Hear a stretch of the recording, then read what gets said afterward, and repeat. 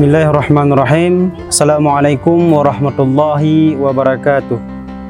International Conference on Islamic Studies merupakan konferensi internasional tahunan yang diadakan oleh Fakultas Adab dan Humaniora Universitas Islam Negeri Araniri dengan tujuan untuk mengangkat tema-tema kekinian di kalangan akademisi dunia.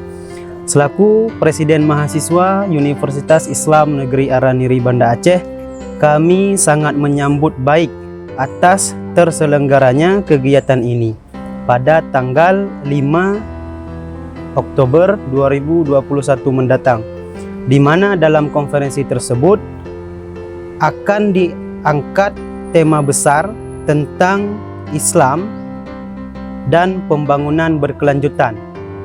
Sesuai dengan tema tersebut, melalui pesan ini pula, saya, Ahmad Jaden, Presiden Mahasiswa Universitas Islam Negeri Araniri Banda Aceh, mengajak seluruh mahasiswa untuk bergabung dalam konferensi tersebut. Hidup mahasiswa, hidup.